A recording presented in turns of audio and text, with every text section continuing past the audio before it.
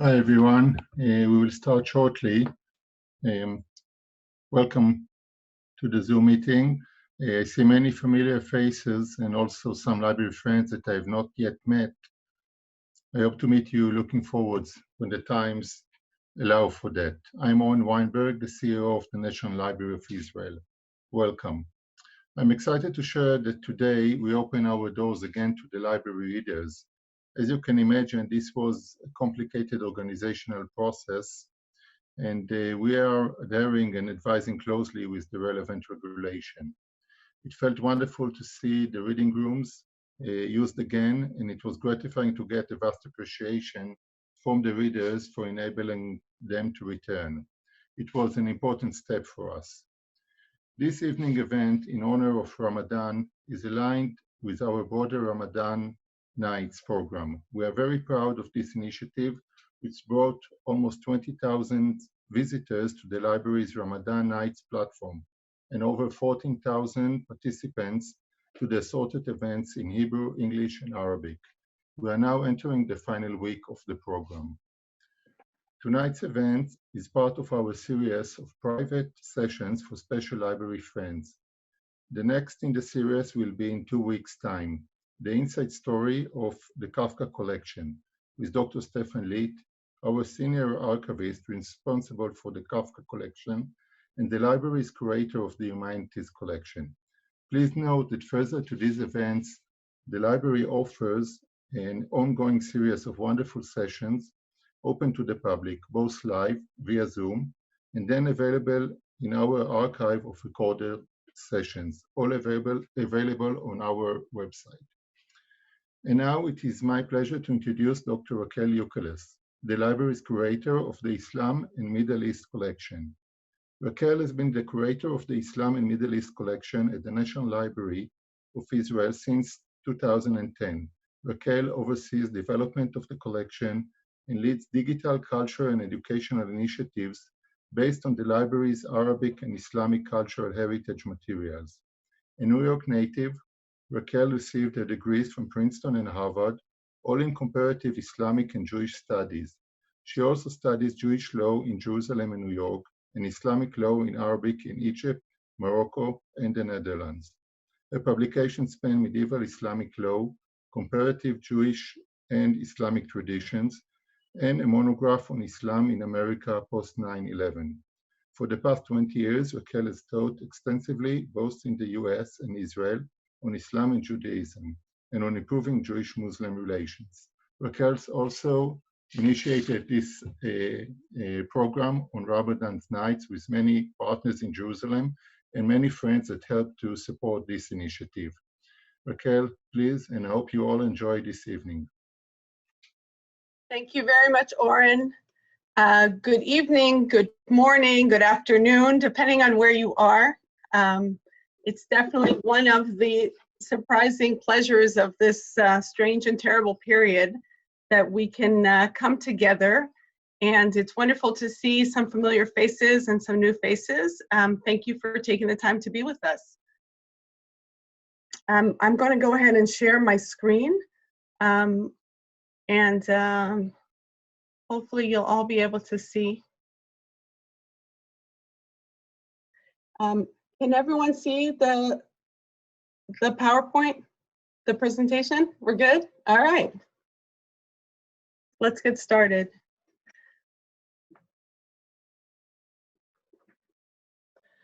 So this evening I want to talk to you about time. Now we know instinctively that time is a slippery concept. Time is real and time is constructed. Time is real. The days are linked to the Earth's rotation around the sun, and the moon defines our months both in Judaism and Islam.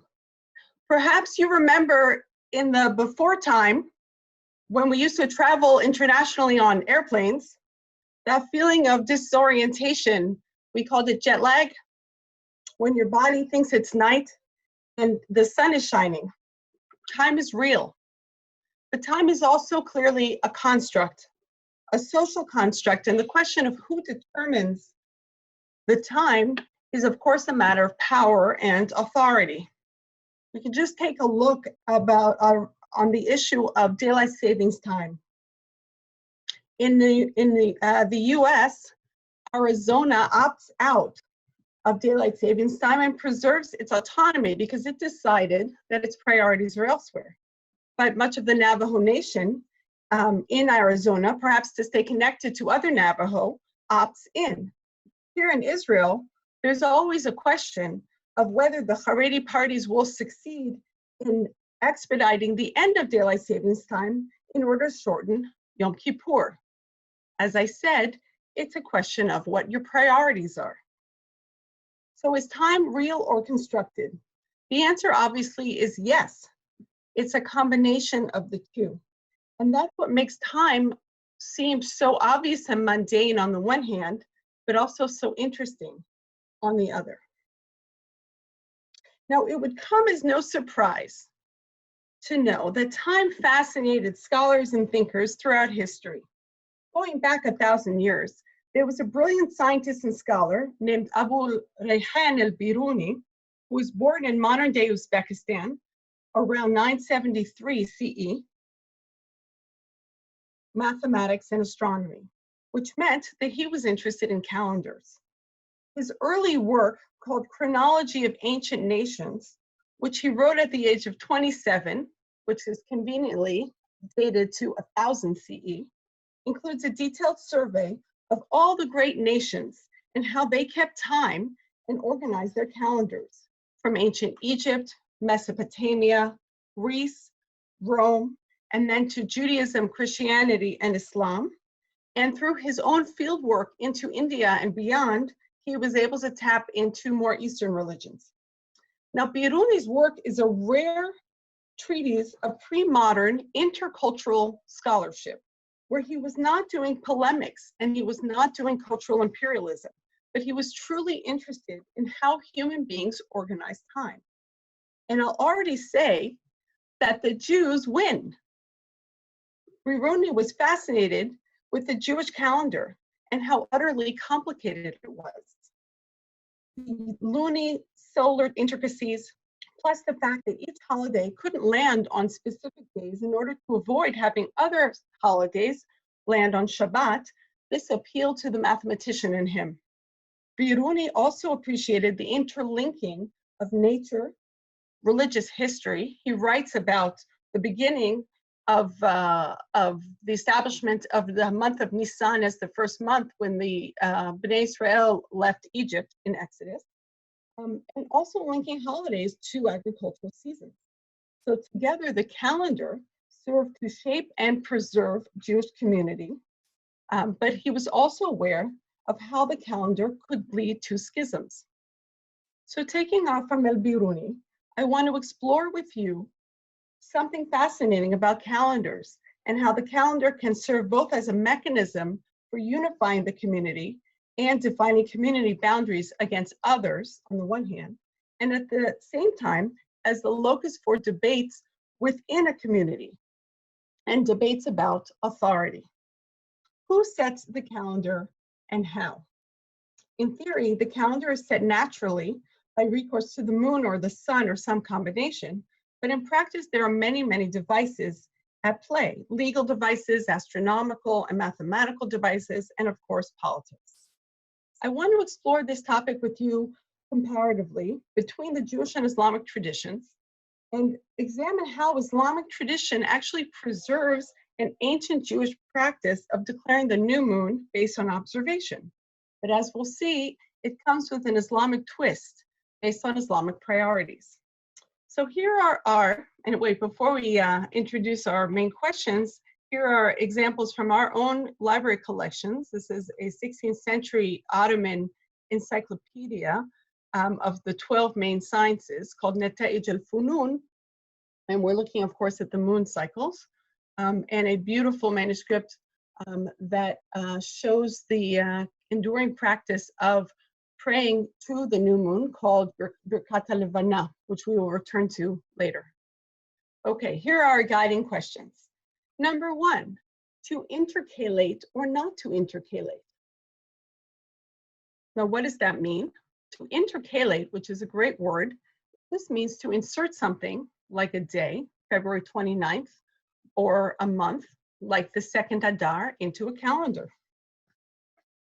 In the traditions we study, it means to link the lunar and solar calendars and to adjust the lunar calendar so that it would be consistent with the solar seasons. Question number 2, science or your own eyes? When and why did Jewish traditions stop relying on observing the new moon with empirical observation?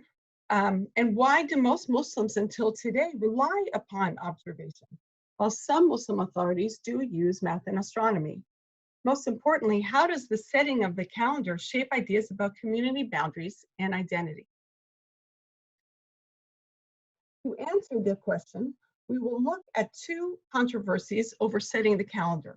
A Jewish controversy in 922 CE between Rav Sadia el-Fayumi, who later became the Gaon, the head of the Babylonian academy and community then in Baghdad, versus the Gaon of the land of Israel, Ben Meir, and how their controversy rocked the entire Jewish world of their time. And the second is a Muslim controversy over the dating of the end of Ramadan, Eid al-Fitr, that happened just last year. And we will analyze when and why calendar controversies are seen as threatening community unity and identity, and when they are seen as diversity in a way that is necessary given that we are demanding that the calendar follows local sightings of the moon. Let's begin.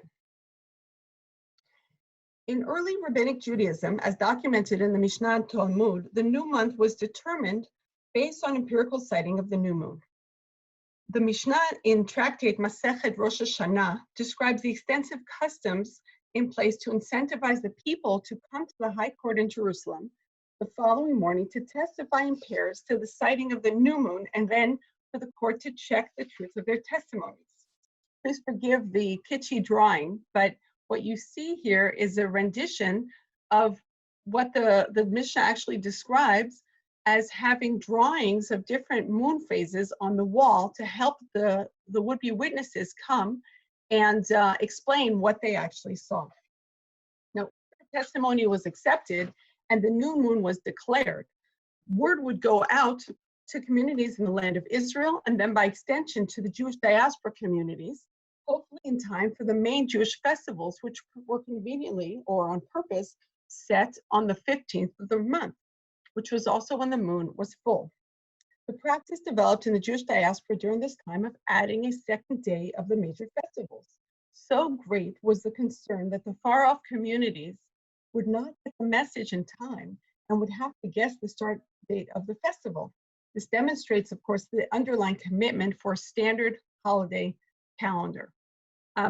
Now, this educating the public about the moon phases continues until today. A few years ago, I taught a class for my daughter's 4th grade in her public religious school, and we studied this Masechet, this tractate in the Mishnah of Rosh Hashanah, and then we learned about moon phases using a very constructive exercise with Oreo cookies.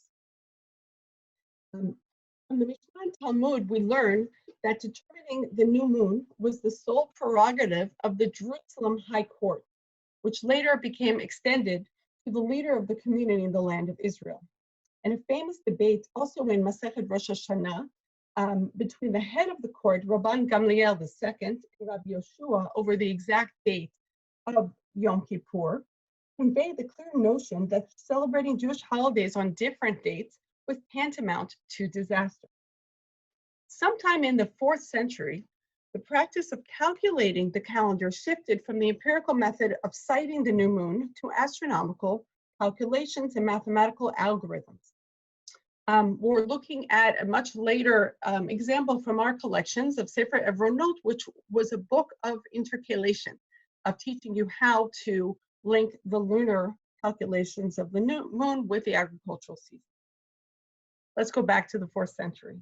When I was a child, I learned that the change was carried out by the great Jerusalem patriarch, that is the head of the academy, Hillel II, in 358 CE. The most common rationale for the change Was Jewish persecution weakened the Jewish community in the land of Israel, and regional politics that divided Jewish communities between the Byzantine and the Sasanian empires, it harmed communication among Jewish communities. These arguments have been raised by historians since the late 19th century and can be found among scholars today. In preparing for this lecture, I was then surprised to read Professor Sasha Stern's compelling account of this history in his book, Calendar and Community. That it turns out the story of Hillel II only appears in a Gaonic Tshuva by Rav Chai Gaon in the early 11th century, that's 7 centuries later. In fact, key medieval scholars such as Maimonides seems not to have ever heard of him, and historians actually have a hard time identifying who was Hillel II. Sasha Stern also calls into question what he would call the persecution theory or even the poor roads theory, and points out that rabbinic sources suggest regular communication and a steady Jewish presence in the 4th and 5th century land of Israel, despite political boundaries that separate between Jewish communities in Israel and the diaspora. Instead, Stern outlines a much longer transitional process between relying on empirical methods by sight to mathematical and scientific methods by calculation, a process that evolved over several hundred years. Evidence from the Babylonian Talmud suggests that by the 4th century, the calendar was at least partially fixed, so much so that the rabbis questioned the need for diaspora Jews to keep 2 days of the major festivals. Anyone who grew up in the diaspora knows that this is still kept till today. Now, a 9th century letter from 835 CE from the head of the Babylonian community called the Exilarch gives us a window into a late stage of this transition that Sasha Stern describes, whereby the diaspora Jews determined the calendar based on math and science by calculation that focused on what was called the molad, which is invisible to the eye and represents the theoretical new moon and where it would be in the sky. And they use an algorithm which was called the 4 tables or the 4 gates. That happened in Babylonia, but in the land of Israel, the eyewitness practice continued. And for the sake of calendrical unity, the decisions of the Palestinian court, that is the land of Israel, should always be obeyed. Stern notes that there was widespread assumption that the land of Israel court kept its calculation of a calendar a well-guarded secret, meaning that the superiority of the court in the land of Israel was not merely tradition, but they possessed esoteric or secret knowledge that was more complete than the mathematical calculations of the sages of other communities.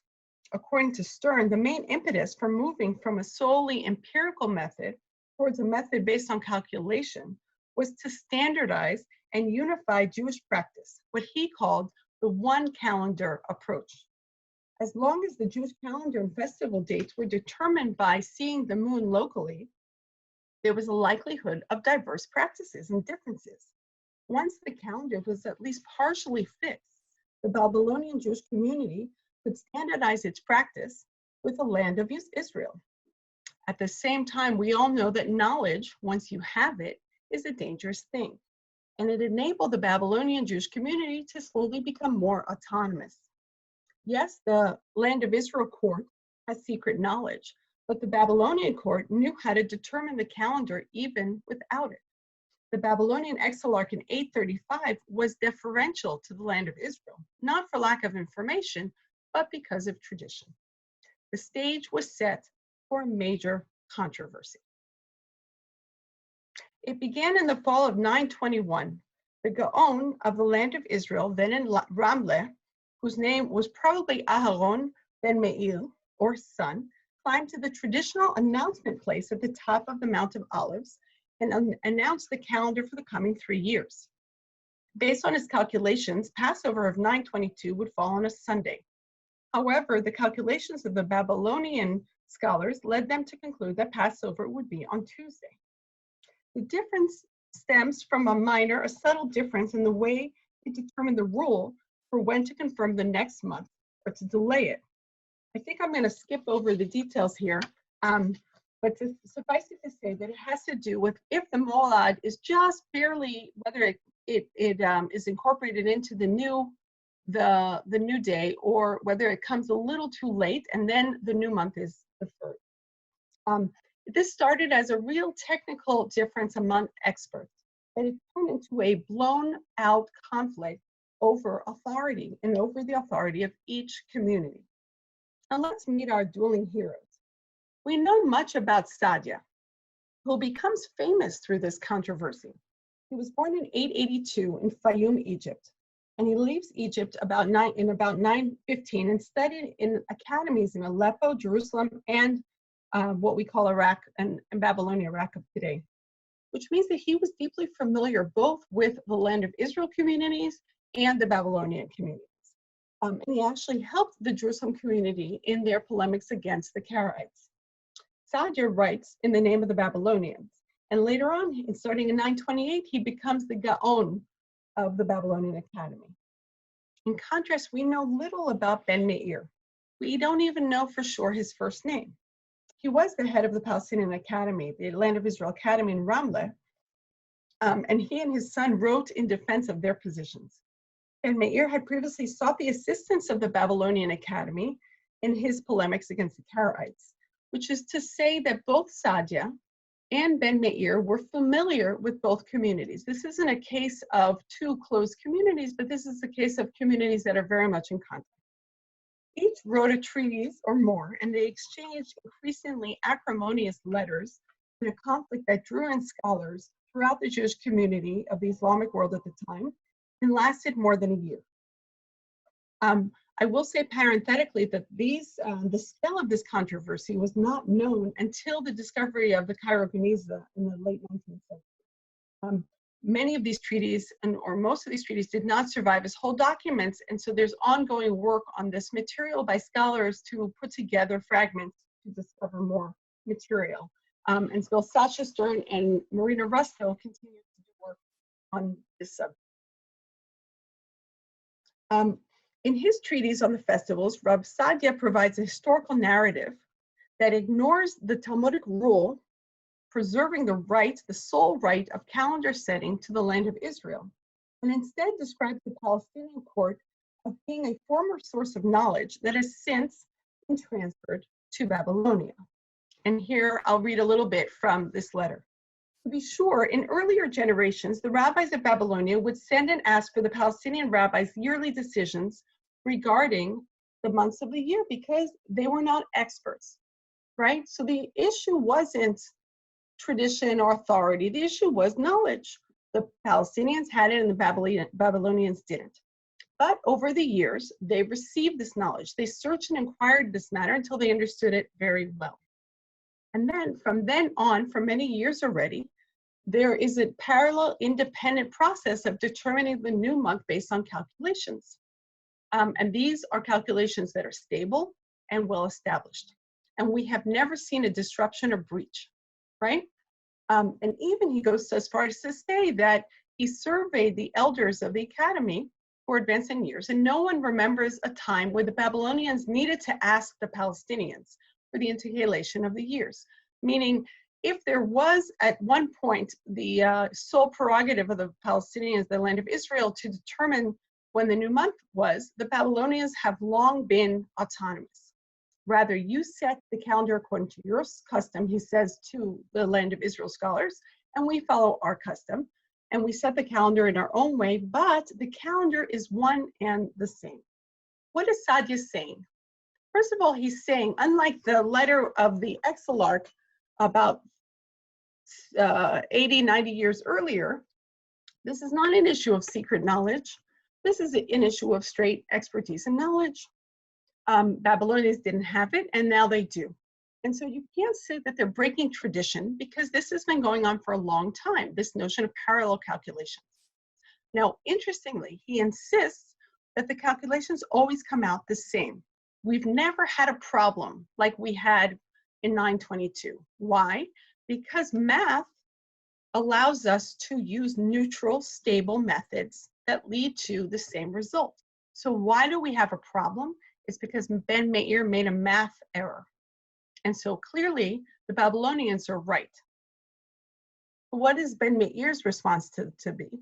he responds in a vehement way, demanding that everyone recognize and respect the ancient tradition of the exclusive authority of the Land of Israel court to determine the new moon. He does not accept the idea that this is straight information that's been transferred, and he does not accept the idea that he made a math error. In fact, he insists that his calculation is based on this secret transmitted knowledge that is only in the hands of the Palestinians, of the Land of Israel scholars, and that's why he is correct. So here we have these two sides. Now it turns out we have from many different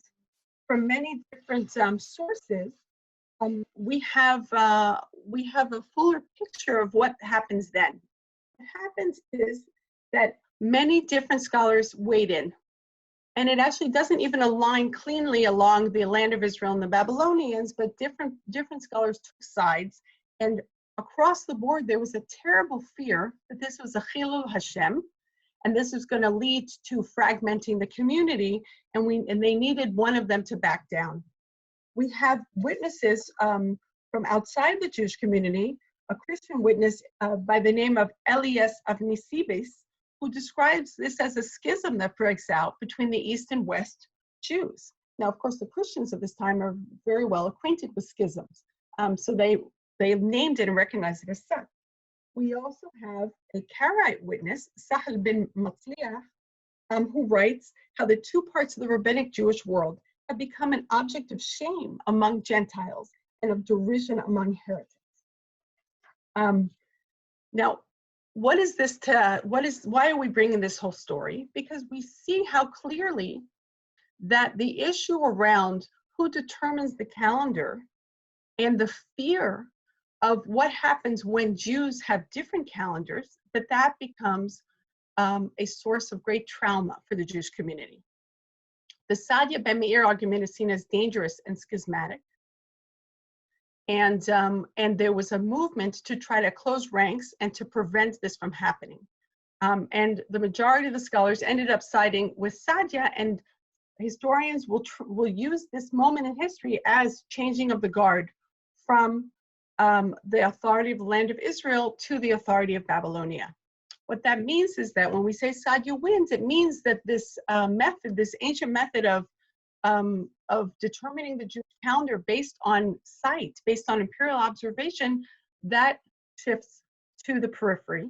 It's preserved in our classrooms, in our liturgy, when we bless the new month, and of course in Kiddush HaLevana, of that beautiful manuscript we saw earlier. But we move to a more stable and to a mathematically based calendar.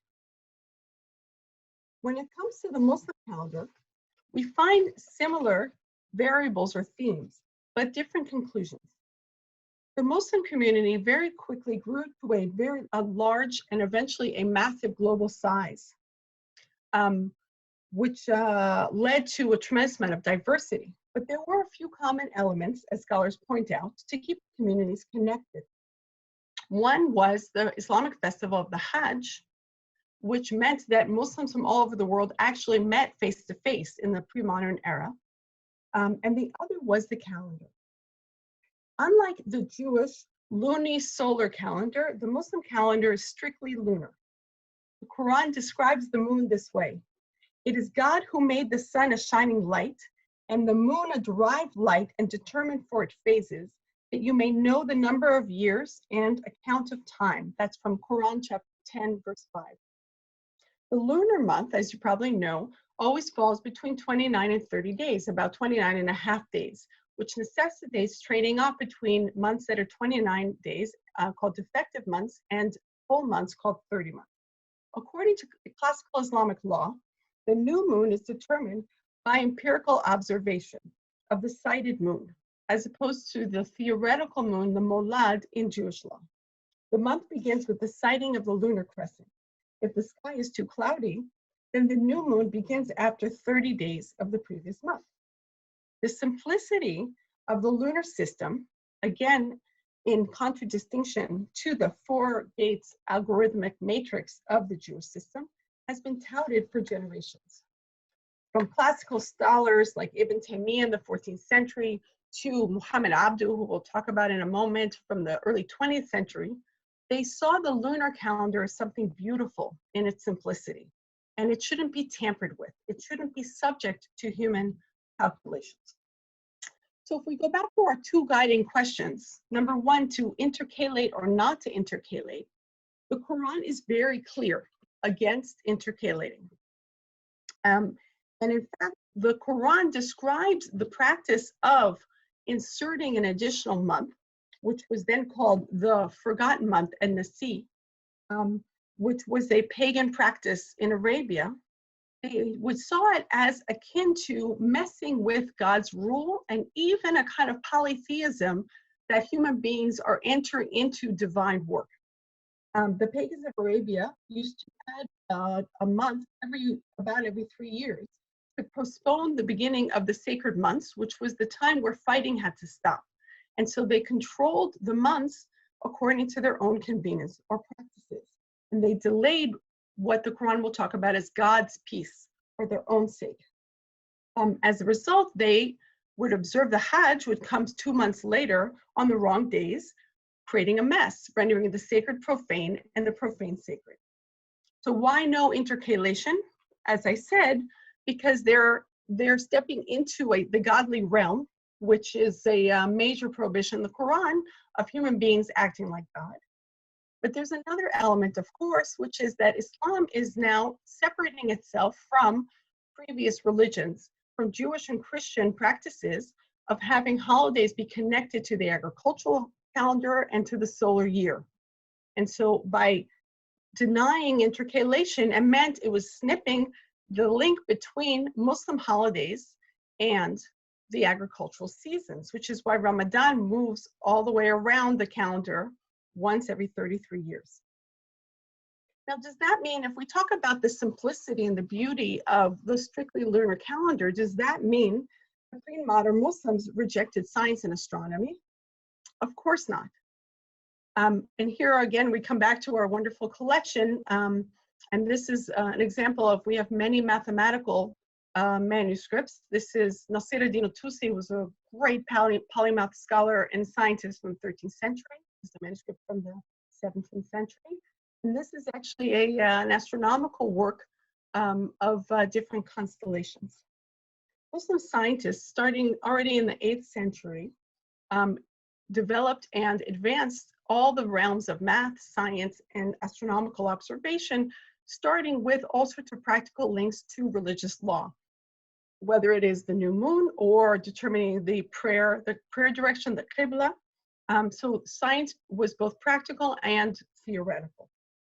But always when it came to the new moon, yes, the scientific calculations were done, but when it came to ritual purposes, specifically around the 2 months of Ramadan and the month called Dhul al-Hajj, which is leading to the Hajj, that had to be done based on sight. There were sometimes minority voices that promoted a more systematic reliance on calculation, but the majority legal position was to favor empirical observation. As we've learned from the Sadia ben Meir controversy, empirical observation can lead to diversity and possibly to conflict. If Muslims in different countries begin and end Ramadan differently, doesn't that mean that you have strife and a lack of unity? Is there a link between diversity and disunity and between standardization and unity? Well, what's interesting to see is that among pre-modern scholars, this doesn't seem to be an issue of concern, meaning the trauma that we heard about and the terrible fear of schism that motivated scholars to close ranks and to solve the Sadia ben Meir controversy in 922-24 doesn't seem to be an issue at the same level among pre-modern Muslims. They didn't make the connection between community unity and the importance of having one's calendar down to the day. As we move closer to the modern period, we do see more and more adjustments done to create a stable lunar calendar, but the sighting of a new moon for ritual purposes remains focused on observation until the modern period. Now, it's actually the Telegraph that sets off the first set of deliberations about whether technology should change these practices. Why? Because in 1865, when the Telegraph moved into the Islamic world, that meant that news could travel very quickly within a day about the sighting of the new moon and the advent of Ramadan. In 1902, the great reformist and head mufti of Egypt, Muhammad Abdu, a name I mentioned earlier, was asked if the calendar should be systematized now to enable synchronizing the calendar across the Muslim global community. And his response was no. The religion should continue to be based on simplicity. That's a very important basic Islamic principle, that the religion should be simple and should be easy for the people and should not get super complicated, not get into algorithms and matrices. However, not everyone agreed. And today we have multiple competing perspectives on what to prioritize. And here's just a few competing positions. Number one, you have the continuation of the focus on local moon sightings, of course, with credible witnesses. In Islamic law, you need 2 male witnesses, or you can actually have 2 female witnesses, but you need a man to corroborate. And so in the case of the first opinion, it's a continuation of the pre-modern practice where you need local moon sightings with credible witnesses. And each country or area is independent, and that's okay. It doesn't lead to schism or disunity, but not everybody agrees. And the second position, which is also quite common, is that you only need to have 1 moon sighting in the world. That's enough for the whole community. And so once there is 1 moon sighting, then when you get the word out very quickly, everybody follows suit. We see this most clearly in the Shi'i world, where Iran will lead and determine when the new moon is. And so Shi'is all over the world, whether it's in Lebanon or in India or wherever, they will follow Iran. And we see pan-Islamic movements who are closely tied to Saudi Arabia. They will follow the Saudi ulama, the Saudi scholars, in their determination of the new moon. In the West, we have seen over the last several years a shift towards scientific calculation. And it's striking to see that the arguments used by these they're usually Muslim councils, Muslim legal councils in North America and in Europe, is the argument for unity. And so here we have, going on at the same time, you have Muslim scholars who don't link having 1 calendar in unity, and Muslim scholars who very much link having 1 calendar in unity, to the point where they're willing to change 1400 years of Islamic law in order to achieve this unity in practice. This issue is dynamic and continues to develop. Here are just a few articles that get us to last year and even into this year. So last year, I don't know if you noticed or read, something very interesting happened. Until recently, Jordan and Palestine followed number 2, followed the Saudis. When the Saudi Arabians declared a new moon, they followed suit. But something happened last year, and there are all sorts of opinions about what actually happened. According to some positions, what happened was that the Saudis relied a little too heavily on scientific calculation. That according to science, there was a new moon, even though, because the night sky was too cloudy, it was impossible to see it. Now in Saudi law, according to the Hanbali jurisprudential school, in some cases you can rely on 1 witness. And so 1 witness came forth and said that he did in fact see the moon, and because it aligned with the scientific calculation, the Saudis declared the new moon. Well, the Jordanian Mufti did not accept this because he follows a different school of jurisprudence. And he said, this time we're not following. And so the Jordanians, and the Palestinian Mufti goes usually with the Jordanians, they started a day later. Now, what happened at the end? At the end, when the Saudis declared the end of Ramadan, the Jordanians and the Palestinians were not done. And so you had a situation this is, I think, in Hebron, where you had members of what's called the Hizb ut-Tahrir, which is one of these pan-Islamic movements I mentioned earlier, who are aligned with the Saudis, they decided Ramadan was over. And so they entered into the Eid festival. And you had a situation where the Palestinian Authority, which is ostensibly a secular government, they actually arrested them and threw them in jail for keeping a different calendar. So if we were to summarize here, we would say this. Islamic law, traditionally and historically, preserves the empirical observation of the new moon, which we read about in the tractate Rosh Hashanah of the Mishnah, and I taught to my daughter's 4th grade class of the different moon phases. So when we can learn from the Muslim practice to see what this looks like until today. Concerns over Muslim unity today, and spurred by technology and scientific advancement, has motivated some scholars to incorporate calculations in science into the way they determine even the ritual new moons of Ramadan, or to shift all the way over to scientific calculation in the case of Europe and America. Whereas other scholars prioritize observation and hold on to regional autonomy, like in Morocco today. Now, I mentioned that some scholars understood that what happened last year as a Saudi-Jordanian difference of how they interpret Islamic law. But there's another opinion, which is that the Jordanians and the Palestinians weren't happy with recent shifts in geopolitical trends and the Saudis becoming more connected and cozying up to the US administration. And so they decided that this was the time to step away from this coming together. And the way in which they demonstrated their unhappiness about the political situation was through these religious issues. And so we're coming full circle from where we started, which is when we talk about time, time is real and time is constructed.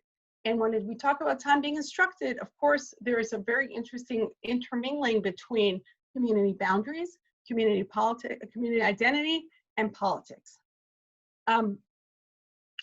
Now that we've seen the Jewish legal tradition and the Jewish practices and the Islamic practices, we see how powerful the framework of calendar is in terms of shaping community identity and boundaries. And so I want to end by sharing what we have done at the National Library over the last few years about creating what I would call an integrated calendar.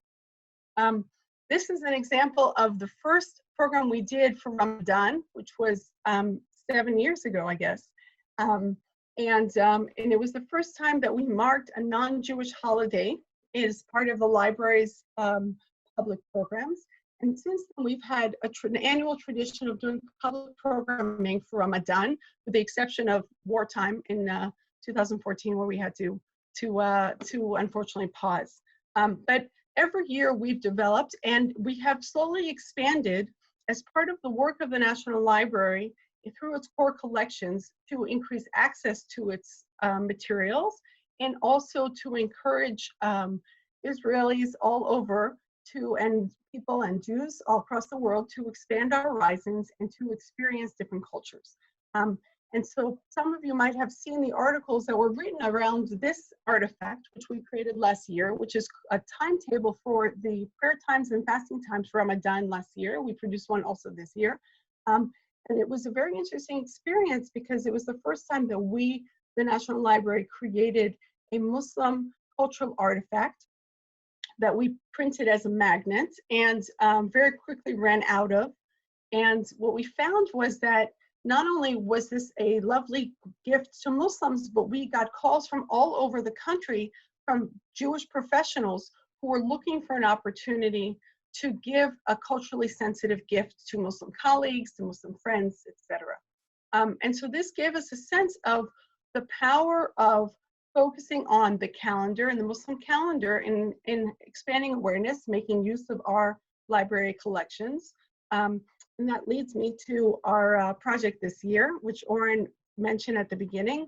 And that is the library has entered into a very broad collaboration with now over 20 institutions and organizations in order to create digital Ramadan programming. This is a website in 3 languages and serves different communities. The Arabic page is more focused on Muslims, and while we started this project before Corona, during this time, it has ended up serving a very practical need of rich and meaningful content for Muslims who are observing Ramadan at home.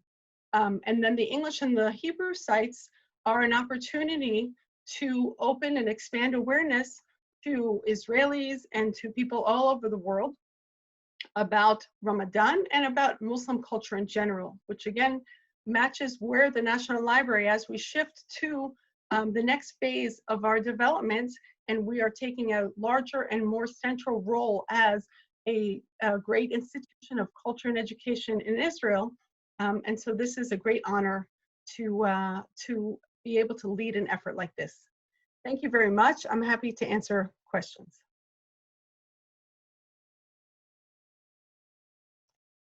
Can Bill Gottesman ask a question? Of course. Hi. Hey, I'm going to just, the ability to see a new moon is actually very difficult. If you can't see a new moon at the time of the new moon because it's so close to the sun. Typically, maybe it's a day, maybe 2 days later. But if you're going to do the scientific calculation, you're going to get a number that is going to be at least a day off from a visual observation. Do you know how they reconcile that with the, well, does it really matter that the scientific calculated time of the new moon is really going to be a day before it's even possible to see it visually? So let me clarify something.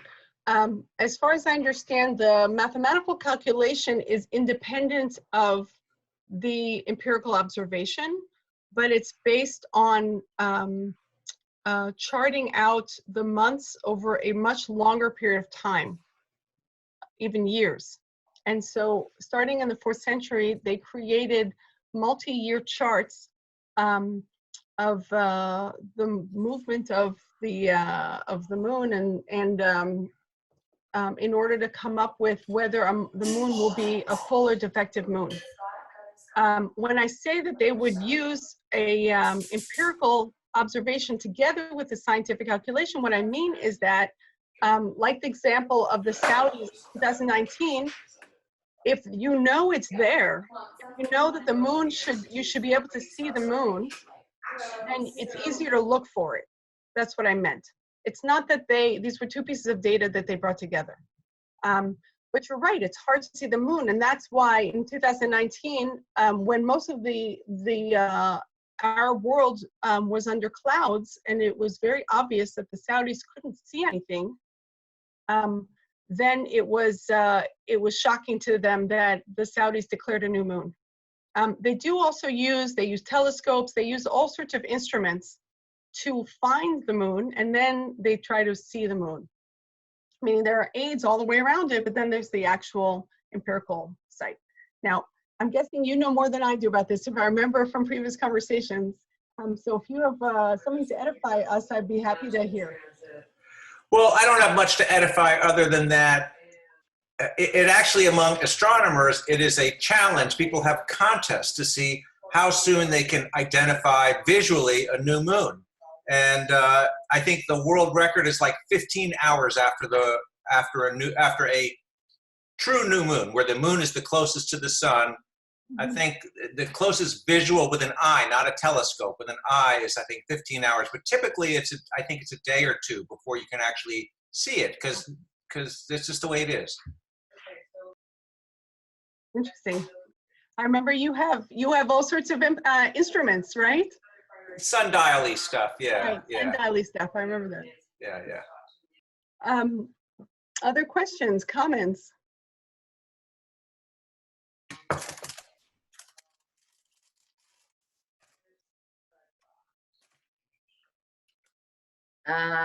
If there are not any more questions or comments, then I want to take this opportunity to say thank you. Thank you to Raquel for this very interesting presentation. I actually have some questions offline sort of about the Jewish machloket and how it relates to the current crazy situation of like 2 days of a Chag in the diaspora as compared to 1 day here. And, you know, that whole thing, which I does connect to all this, but we can talk about that perhaps another time. So I really want to thank you. It was really interesting, and I want to thank the participants that are here. We had some participants here. I'll do a little bit of a shout out. Even I saw Sally Gottesman and Diana Lipton, who are partners in the Ramadan Nights program. Also, sorry, Naomi, I also see Ruth Cummings. Oh, and Ruth Cummings is here. I missed that on the list, so I just want to thank you. And I mean, the Ramadan Nights thing is a very big deal. You know, we're sort of speaking about it very matter-of-factly. It's pretty huge that we were able to launch this and establish this group of partners and get this going despite the corona challenges. And as Raquel said, it even brought, you know, there's always opportunity from crisis, as we know.